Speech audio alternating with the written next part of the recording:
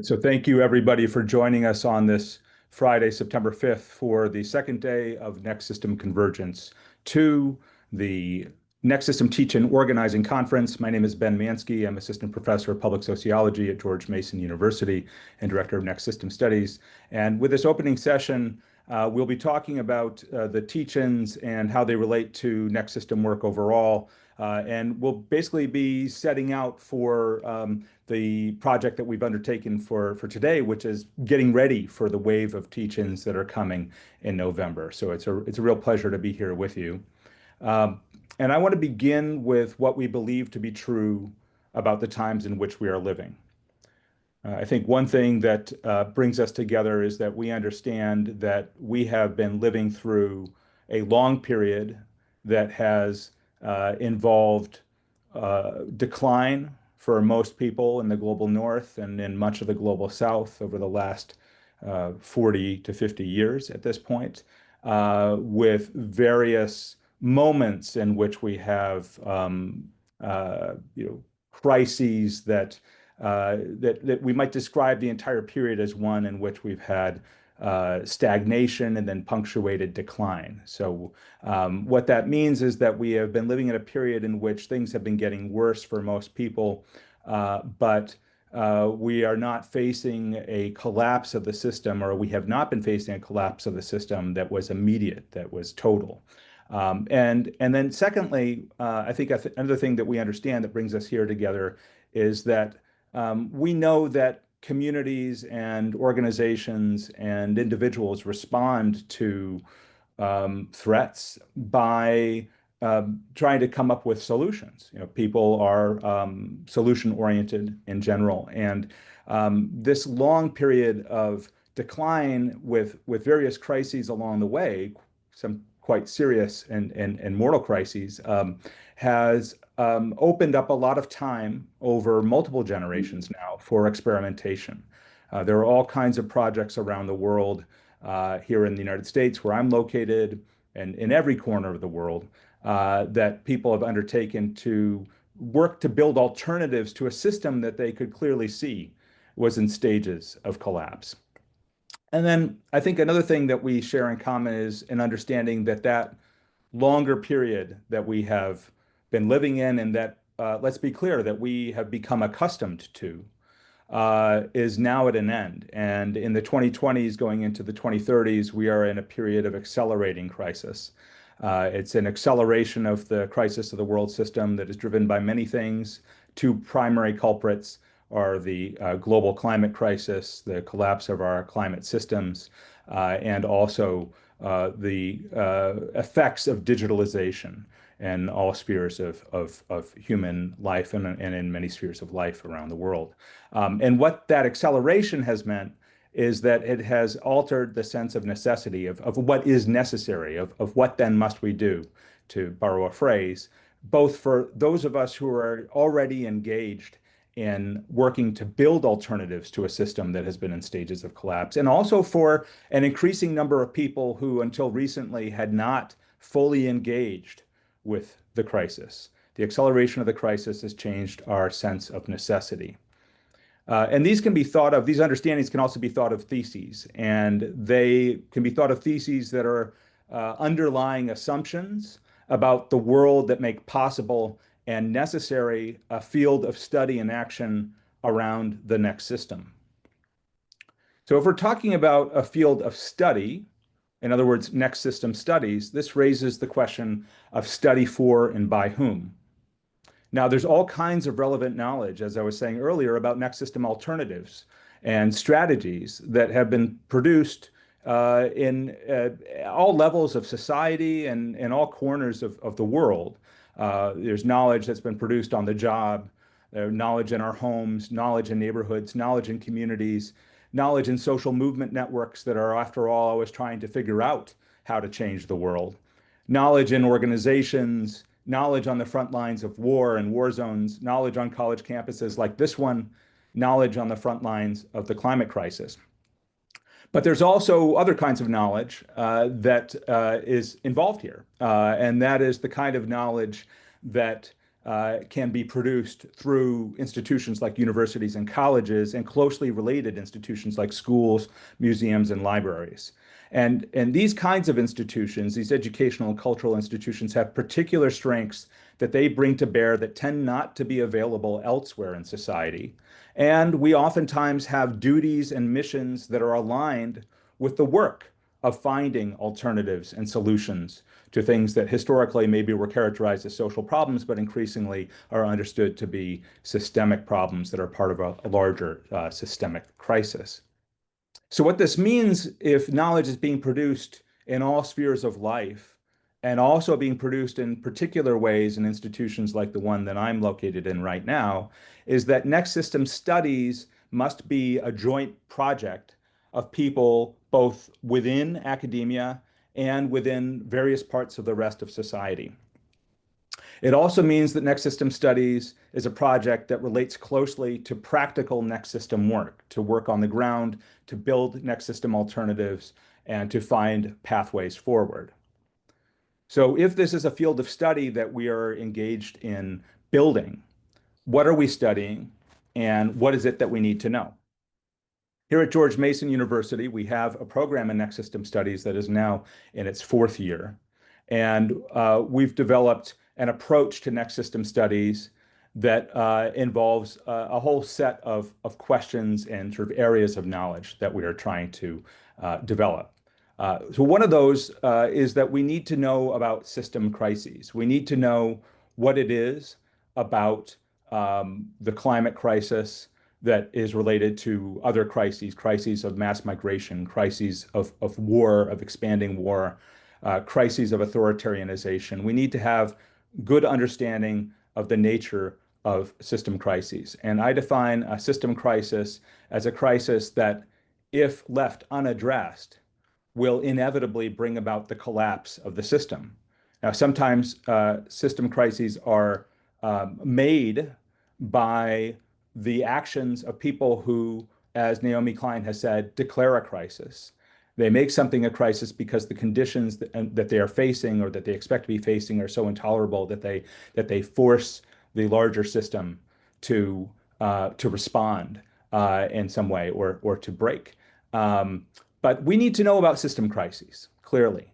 We also need to know about system design. What is it about the design of the current system? Because the system does have lots of elements of design to it. What is it about the design of the current system that makes it so unstable, so unable, it seems, to correct itself, to take what might be seen as rational action to stabilize itself?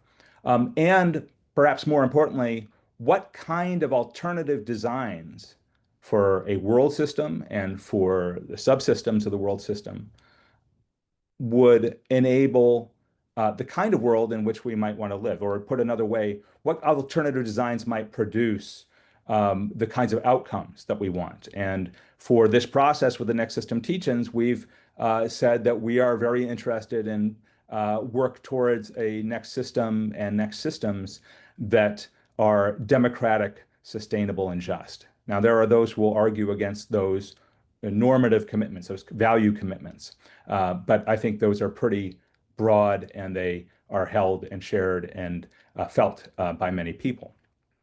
We need to know about systemic movements. We need to know about the kinds of social movements that have developed to the point in which they have made the system the issue and in which they are proposing alternatives, where they are not merely anti-systemic, but they are also showing that another world is possible and that they are working towards that end. People who are involved in movements are putting a lot on the line.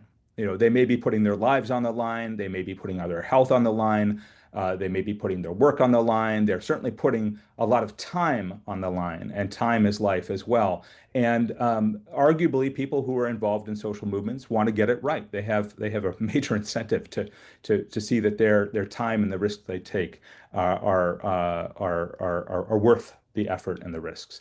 So, what do systemic movements know? Right? Where do they come from? There are all kinds of questions involved with that. And then finally, we need to know about system change because, after all, social movements make history, but they don't make them under conditions of their own choosing. And there are different pathways through which we know that societies have changed. And generally speaking, in terms of academic scholarship, those paths go under the name of revolution, social transformation, and increasingly reconstruction. But we need to know about that too. So we need to know about system crises, we need to know about system design, we need to know about systemic movements, and we need to know about system change.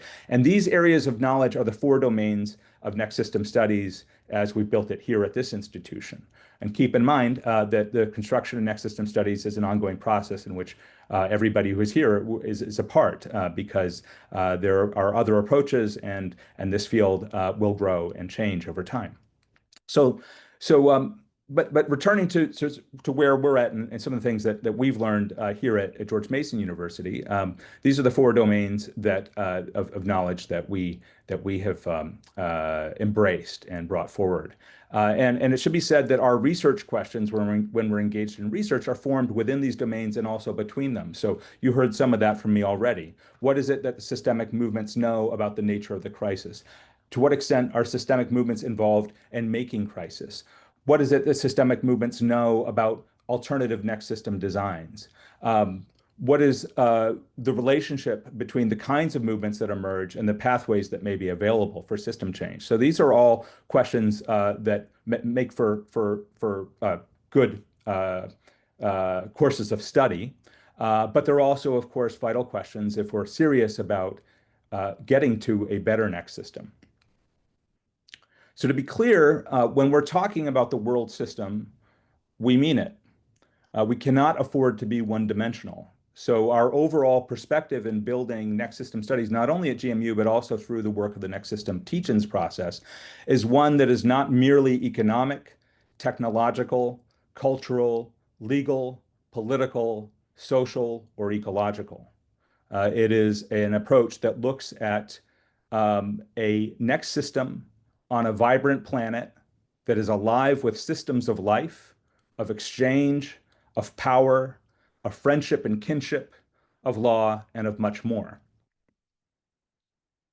So I hope you get a sense of what it is that I mean when I'm talking about the next system and about study and action around next system questions.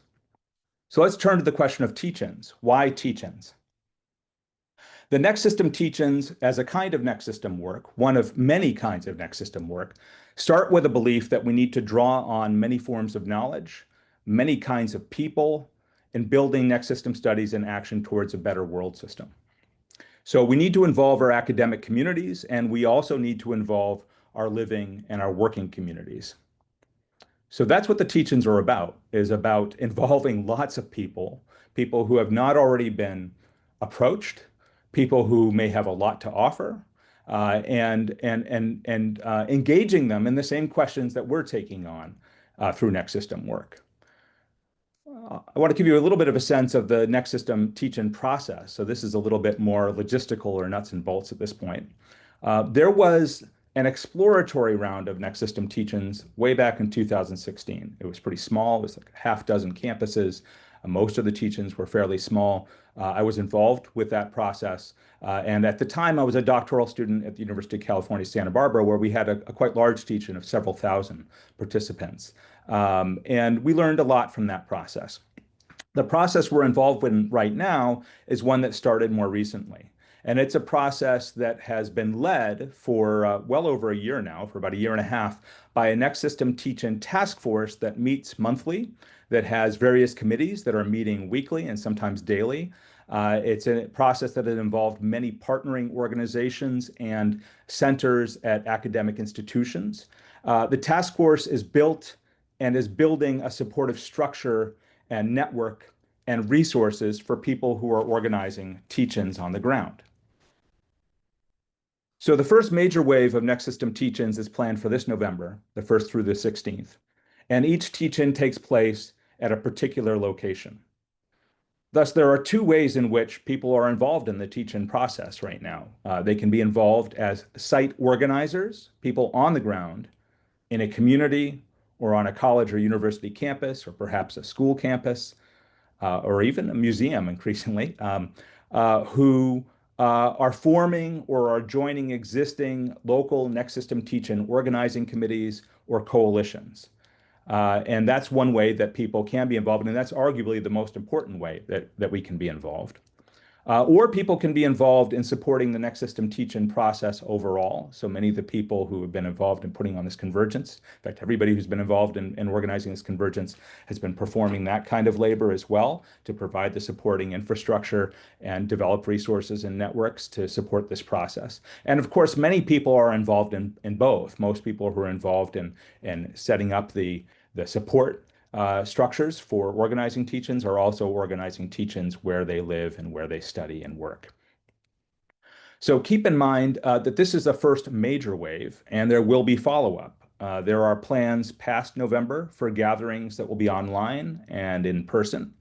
We are at this point planning on another wave of next system teach-ins in April of 2027. So that's a year and a half from now. Give us a long build-up time. Maybe some other things will happen between now and then, and they probably will, but that's something that you can put in your calendars right now. And as of now, we have plans for a major in-person gathering, a next system convergence that is in person in January of 2028. So we are looking ahead. This doesn't stop in November. I'll turn to the question of what a teach-in looks like. And here I'm not just talking about the next system teach-in, I'm talking about what, as I understand of somebody who has studied the history of the teach-in process and have been involved with teach-ins since the 1990s, the way in which I understand the teach-in as a form of a movement building, of field building, of community building. So first of all, teach-ins, they can be one day, but they're oftentimes multi-day events.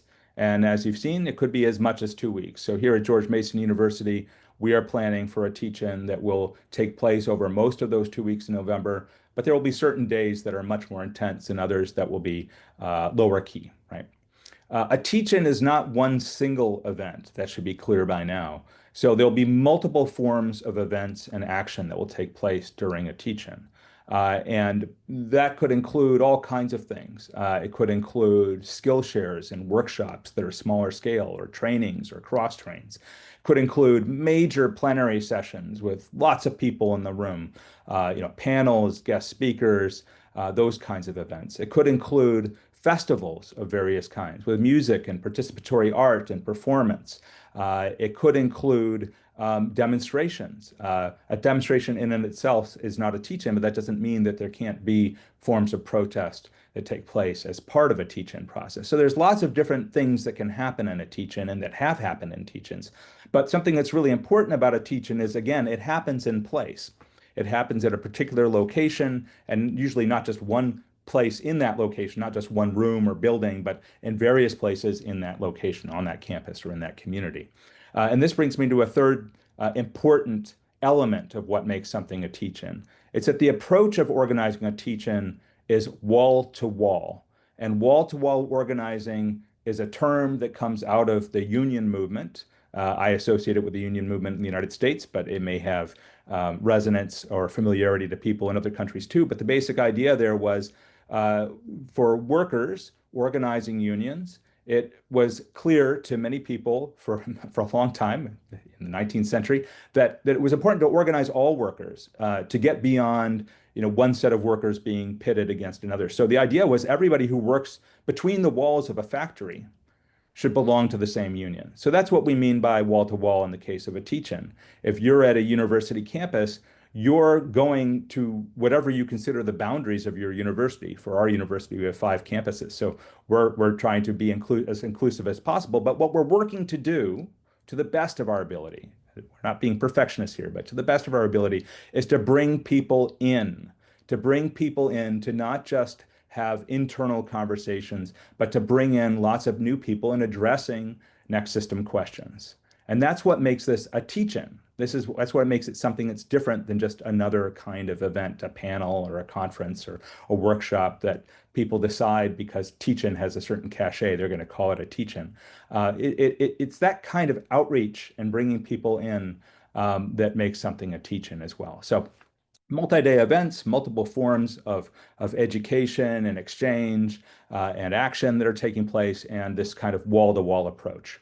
And we'll be talking about all of these in the course of the day today. So how do we organize a teach-in where we are? So this is what I would say to everybody who's here right now and anybody who's watching this later on in the recording. Get space now. Get spaces, whatever space you can get that you might be able to use. That would be a first step. So if you haven't done that yet, go out and make reservations and find spaces where people can come together. Second, get a team together. A teach-in is too much work for one person. There are many amazing people who are gathered here, but part of what makes us amazing is that we know that we need partners in this work. So get a team together. That might be an organizing committee, or it might be a formal coalition or something in between, but get some people together. Don't make it too complicated. There's a lot of work to do, but bring people in. And actually, one nice thing about a teach-in organizing process is it's a great way to build community and trust and relationships where people don't have to agree about everything, right? It's very plural. There are lots of different approaches to next system work, and it's a way to establish new relationships and to strengthen existing ones. So get a team together, start to work on the program. What is it that you're going to do, right? What kinds of sessions are people interested in? The people organizing the teach-in should organize some sessions, but they should also create spaces for people who come in later in the process to bring something to what happens at the teach-in. Then make sure everybody knows about it. This means going beyond emails, social media, to doing some old-fashioned things like flyering all over campus or all over the community, setting up tables and talking to people. If you're at a university or a college or school, doing class wraps, going into classrooms, going into the dorms. When students have been serious about organizing, they would do dorm storms, right? Going door to door and telling other students. So again, we should not be perfectionists. This is wherever you're starting is where you're starting, and you get as far as you can with this round. But we do know how to get the word out in communities and in campuses. And so make sure everybody knows about it. Invite people in.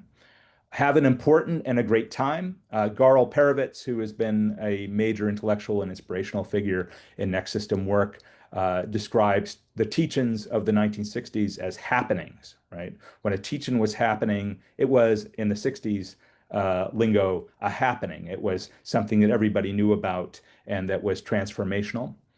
Collect data afterwards and follow up. Don't just leave it there. So we'll follow up with you about all of this if you are involved in organizing a teach-in, but those are some of the steps in organizing a teach-in where you are. I'm going to close with the historical importance of teach-ins, and then we're very lucky to have Lesley Wood and Suren Moodliar, who will be joining me to share their reflections on this process, maybe on some of the things I just said. We'll have a little bit of a conversation to get going, and then if we have time, we'll open it up for further discussion. So I'm going to close with the historical importance of teach-ins, and I'll begin with where they came from.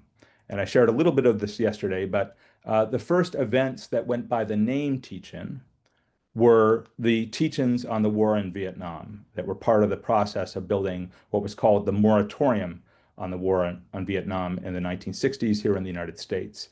And in the mid to late 60s, there was a wave of teach-ins that really went as a kind of a wave. They went from campus to campus that forced people on college campuses to confront the question of their own relationship to the United States war in Vietnam.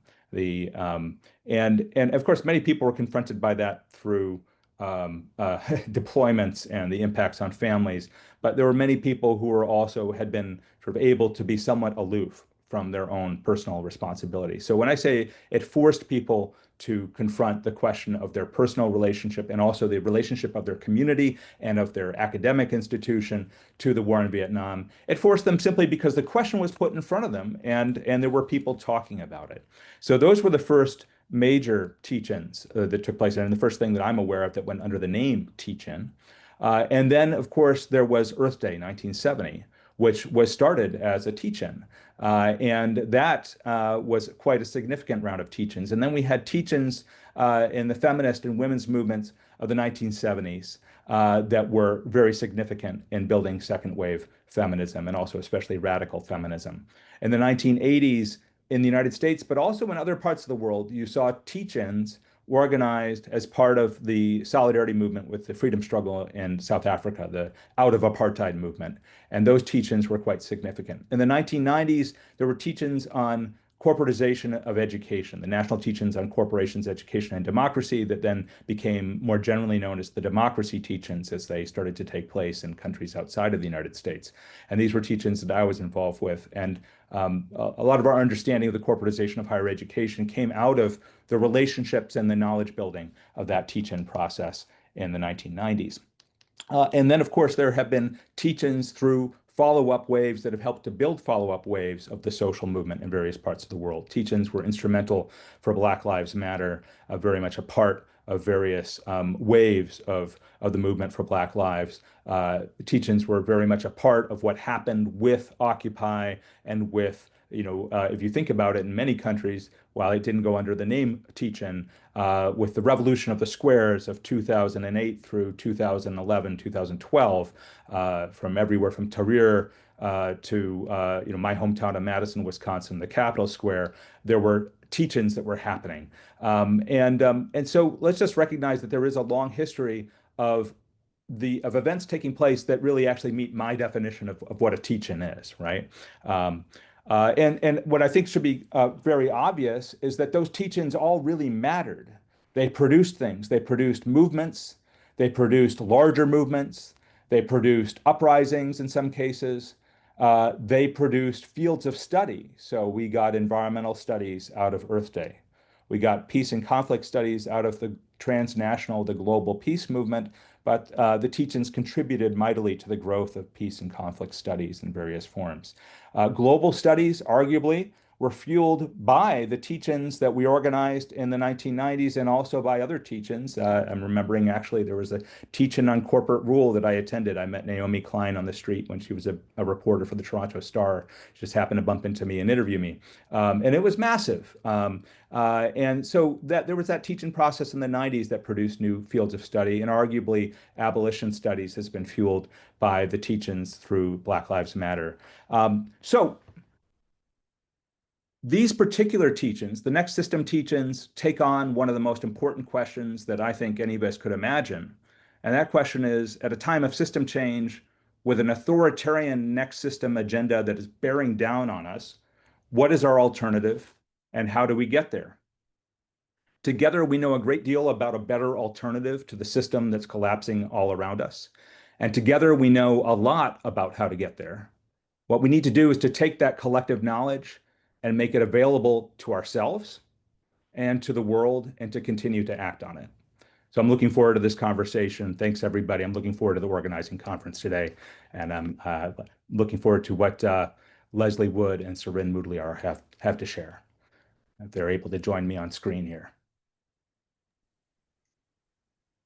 There we go. Excellent. And let me make sure I just make a brief introduction. Who would like to go first? I'm fine either way.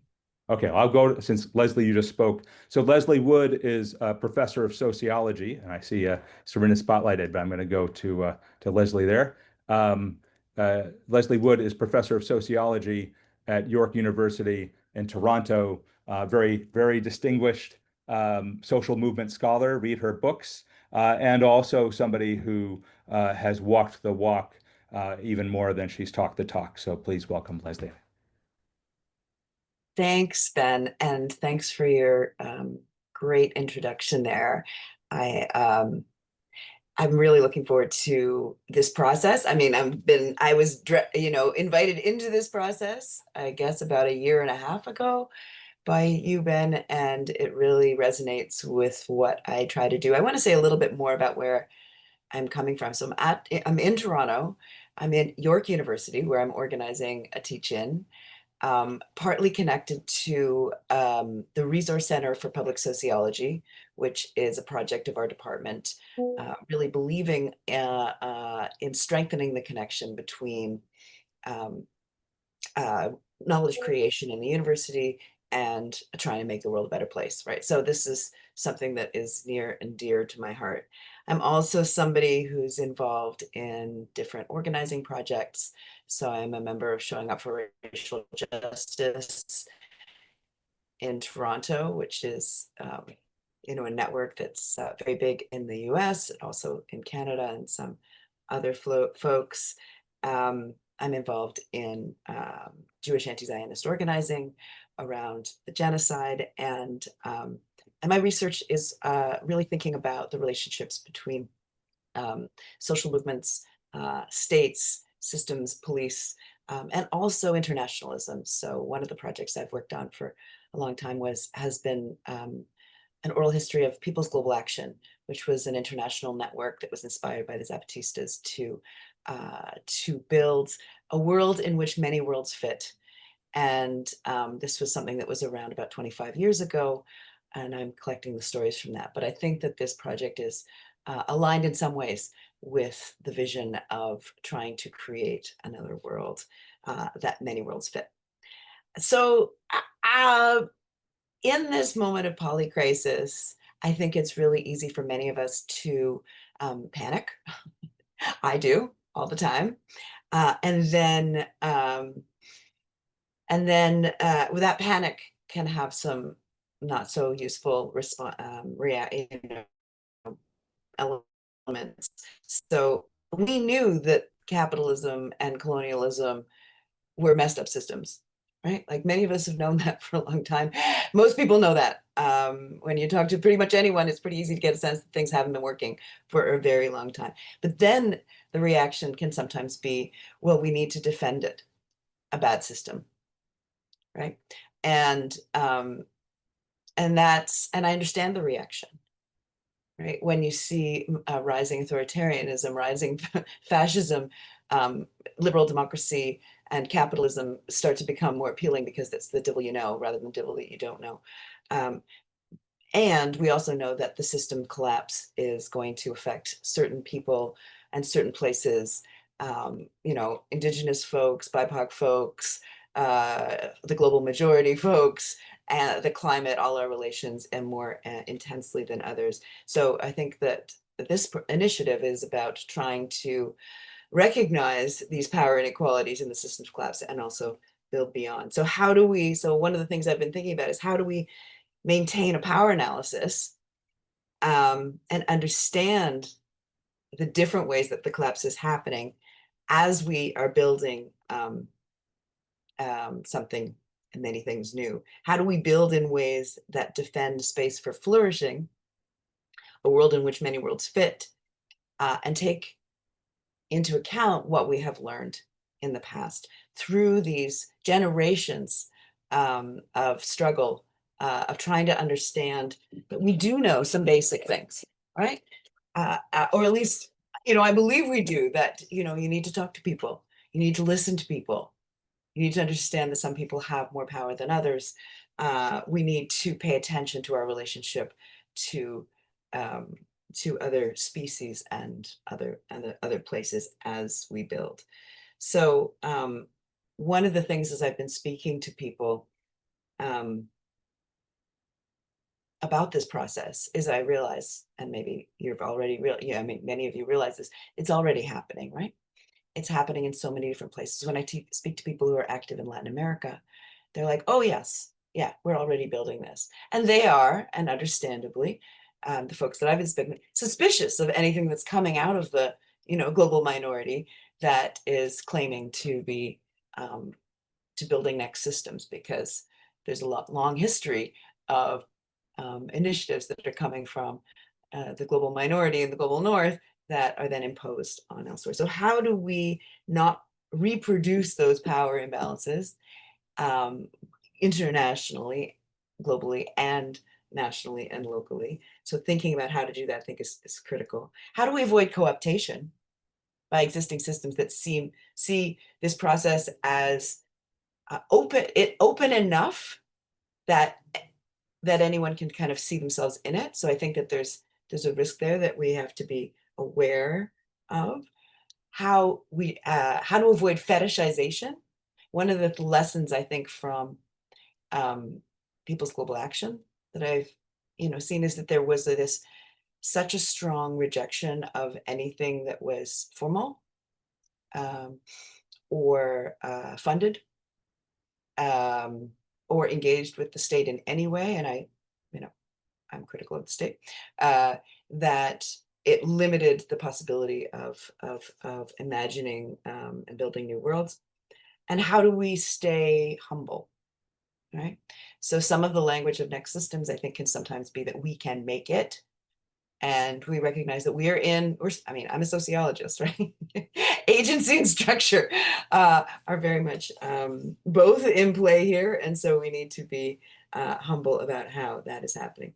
But I think we can be engaged in this process in a more conscious, reflective, connected way, and do this with the teach-ins.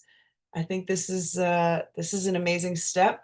But yes, I'm excited and I'm anxious that we're not going to screw it up, but we will screw it up, but we'll do it in new ways, hopefully, learning from the past. So I'm going to pass it on to Suren.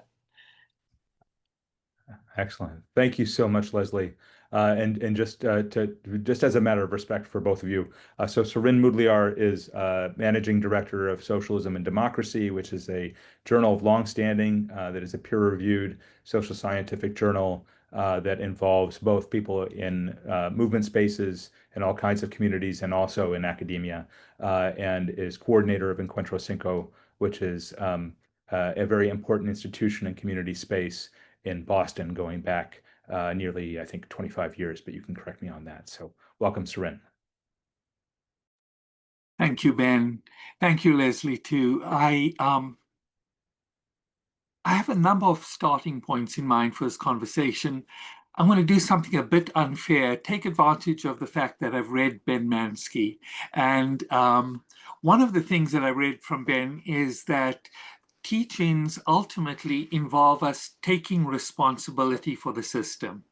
And I feel like that is the most powerful dimension to the teaching process. So I'm borrowing something from what Ben wrote offline and importing it into this conversation. One of the reasons for wanting to do that is that as Ben walked through the different questions from system crisis all the way through to system design and thinking about social movements and social change, I was constantly thinking about the challenge of how we bring people together to take that kind of responsibility. And I do agree that the teaching is one powerful way in which we can do so. And I'd like to expand a little bit on that. I'm also going to take some privilege and talk a little bit about my engagement with my experience with teachings. So judging by the number of gray hairs, you'll realize that I was around during the first anti-apartheid movement in the 1980s against apartheid South Africa. And in that period, there were a number of teachings that were called that helped build and fuel the first BDS movement.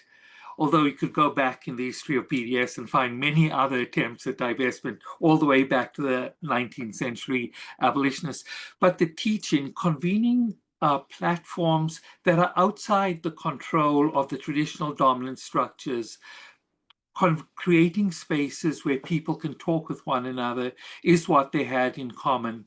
The other aspect to this is the sense that the people who are currently taking responsibility for the system are doing so unjustly, and they are doing so in a way that leads to our mutual end, to our mutual detriment.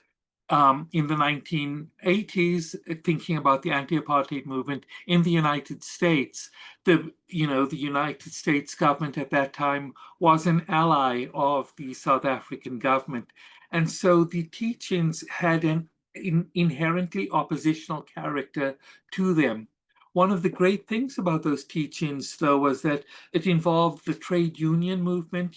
Forces like the UAW helped lead the conversation. The United Auto Workers helped lead the conversation on apartheid in this country, as well as, the involvement of many municipalities. Why were municipalities key? Well, they controlled huge pension funds. And so engaging with them, you began to find ways to leverage acknowledge their power with respect to investment in South Africa. So the teach-ins took on a role that was functional for direct action. It was a space where more sophisticated conversations can happen, as well as the other ones that are designed to generate or build on the existing outrage that people feel toward the unjust systems. So, and then if I think about all the different teachings I've participated in since, the first Gulf War in the early 1990s against the US project in the Middle East, was also something that again reached outside the traditional avenues of power. On the campuses, they helped call into question the relationship between the university and the military-industrial complex. And so one of the elements that I take away from that is a teaching helps you identify what you can do in your area. So whilst we were not on the battlefield in Iraq trying to stop the war machine, we were at a place close to us that was part of the war machine. So it helps us identify the local places for which we can take responsibility. And when you look at a lot of anti-war activism on campus, a lot of it does have to do with the integration of the university into the existing military-industrial complex. We could also address that across a range of issues. A friend of mine is about to publish an autobiography, a memoir about his life at the university, but his stories are about the positive things that a university can do, integrating into other processes by connecting with trade unions, by connecting with community groups to create programs that are responsive to local needs. And the case that I was sort of at the back of my mind about my friend, he was talking about the creation of a work environment program at UMass Lowell. And so these are the kinds of things that can be achieved the moment we not only see the university as having a particular place in the existing system, but when we see it as a place that can contribute to the building of the next system. So one thing that would guide me as I think about organizing a teaching then is to think very locally, to do some mapping of the institutions around me, figure out our relations to them. Remember that institutions are not entirely unitary bodies. They don't ever speak with one voice. So you need to speak to the staff people in those organizations. And the staff people, you know, one bridge to those staff people might be the formal institution that represents them in collective bargaining, namely their trade union. So that's what I would take away when organizing a teaching, thinking about the local actors, right? In this example, staff people, but I don't know people in that office. But maybe I know the trade union that represents the admin staff, and they in turn can help me connect with those people. So this is why I think teachings are interesting. They relocalize matters to the campus and help you identify allies and people with whom you can collaborate on campus. Which takes me to another point that Ben raised, right? I would list this under integration of knowledge, bringing together the different constituencies and trying to come up with a picture of the whole, necessarily always incomplete, but coming up with a picture of the whole so that we may together act upon the whole, act upon the system that drives the whole, right? And so that's why I find, in particular, the next system teachings so pregnant with possibilities, right? What it does imply by merging the next system idea with the four questions that Ben raised, with the actual practical organizing work of teachings is that one, it's practical, two, it's responsive to local needs, three, it's inherently majoritarian, right? Even if you don't start out with a majority, it helps you create a roadmap to that majority. And ultimately, it's direct action, not only direct action in the sense of, raising the fist against the powers that be, but direct action in the sense that it is taking powers that we have as individuals collectively and putting it into action. And for that reason, for those four reasons, practical, responsive, majoritarian, and direct action, I find teachings to be so valuable, and especially the next system compounding with a teaching as a vehicle. Finally, I would want to just draw attention to two other aspects of next system thinking that I think is useful. It's expansive and it provides room for blue sky thinking, right? We are not often allowed the opportunity to think and imagine what we want and how we can get it. The teach-ins and thinking about a next system is our ticket to doing such thinking, right? It opens the door to such thinking, and it allows us to do it with people of many different uh, persuasions, but also different life experiences, even if they nominally occupy the same status that we do. Like we're all students. A long time ago, I could have said that. Um, but many students come from different walks of life, and therefore, and just to circle back to the point about mapping, understanding the different walks of life would be very important, right? I want to conclude with one challenge we face for next systems thinking, a challenge that I believe we're equal to and we can overcome, but a challenge nonetheless. When we did work on, say, the anti-apartheid movement, right, in the United States, it was a global issue at the time because of an uprising that was happening in Southern Africa. And it was also an international issue because of the complicity of the West in the oppression of Black South Africans. However, it became an issue within the United States because of the remnants of the civil rights movement and the trade union movement mobilizing people in Congress to challenge the Reagan administration's public policy. As such, it was in the news every day. Every activity, mass demonstration or funeral in South Africa in the 1980s made international news. In other words, when we called for the teachings, right, it made sense to people why we were doing it, right? There was a sense of urgency to it, and it was in common currency. Right now, the crises that define the need for the next system are palpable, but they are not necessarily in common conversation. And certainly, if we are talking about them, we may talk about a flood there, a fire over in the other place, but we don't tend to see it, and the public conversation is not yet at the place where they see it as something systemic, and they don't see it as yet as something that they should be talking about on a regular basis, right? And so I think we can overcome it, right? And I think in the next sessions later today, we'll have a chance to do so.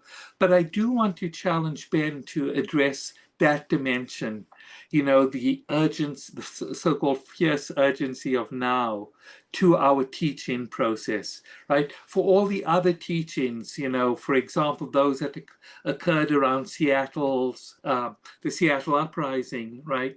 Those were centered around World Trade Organization talks that were in public conversation. The president had very different contradictory perspectives on the topic, and it was something that was current then. How are we to build that sense of urgency now? So I'll end with that point. Oh, excellent. Let's bring it into a little discussion And thank you so much, Lesley. Thank you so much, Suren. It's just so it's just our thinking together has advanced a lot in the last year and a half, and it gives me some more confidence. So it's wonderful. Lesley, do you have further thoughts? Suren, I think what we'll do is we'll take maybe another 5 minutes together, and we'll take a little 5 minute break, and just to let everybody know, we'll go into the next session at half past, and there'll be a little bit of a changing of the guard there. But yeah. Oh, just, I mean, you're really making me think, Suren. And I mean, I've actually never been involved in organizing a teach-in. And so um, it's a good learning opportunity to think, okay, yeah, right. How do we map it? Um, how do I, and how do I talk to my colleagues about it? I'm used to talking to activists, but how do I talk to my colleagues about it? And how much do I, how do we start to like talk to the like research centers, Yeah. or do we keep it, or do we talk to the student Yeah. organizations? And like, so as you're talking, my to-do list is getting longer. Yeah, no, it's great. I mean, I couldn't help but say yes because I was thinking back to Santa Barbara, and one thing that was nice about doing the teach-in, in 2016 when I was a graduate student at Santa Barbara, was I was in a different place than I was in the 1990s when I was coordinator of the democracy teach-ins. I was a doctoral student. I had faculty members who were directly involved, and so what that meant was departments and programs sponsored the teach-in, as did community organizations in various parts of the community in Santa Barbara County, unions, student organizations. They were all involved. And so that would be a kind of an ideal type, right, for a teach-in coalition. And that's an advantage in some ways that we have in this round that we didn't have in the 1990s, because that round was entirely organized by students, by undergraduates. And we didn't have a lot of the advantages that faculty have. However, one thing that we are missing this time is that the student movement in the United States is at its weakest point in my lifetime. And so one thing that may be another outcome that could come out of the teach-in process, and I think it needs to be an explicit part for those of us in the US, is to help the student movement, which does exist, to use the teach-ins to rebuild and to rebuild in a way that's really relevant. And then finally, just in terms of the challenge that Suren raised, and Suren and I have had a few conversations about this. I think that I don't have a complete answer, but I think that this is where the teach-in process, as something that is happening in various countries and in different parts of the world, will inevitably be different in different places while sharing commonalities. I think within the United States, it depends on which communities we're hoping to appeal to. I think the concern about authoritarianization is very present right now, and being able to convey that there is a next system project that is being implemented right now, and it's one that people find very threatening, as Lesley was saying earlier, and that in fact to overcome it, we need an alternative next system project, not merely to defend the system that produced fascism that was unable to correct itself.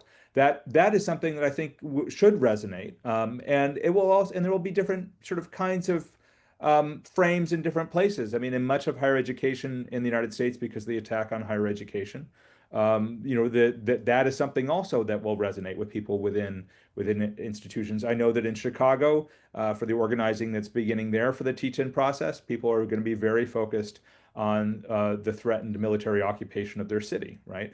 So I agree that is the challenge, and agree with you that we can overcome it. Their thoughts here. Maybe last words, Suren, and Lesley too. Yeah, I agree we can overcome it, and I agree we do need to tie it to the political moment. That will require, I think, a fair amount of serious study if we want to relate it to local next system processes and the solidarity economy. I think it can be done, though, and it's a good challenge to have to relate it to the inadequacies of the dominant system and their ugly expressions right now, such as the planned occupation of Chicago, Baltimore, and other cities, etc. But then there are also all the other forms, with the university coming under fire as a general kind of institution, and with knowledge itself coming under fire from the Trump administration. I don't want to speak for the group, but I think we should be clear about our political commitments in this time where one has to say whose side we're on. Democracy or not. Yeah.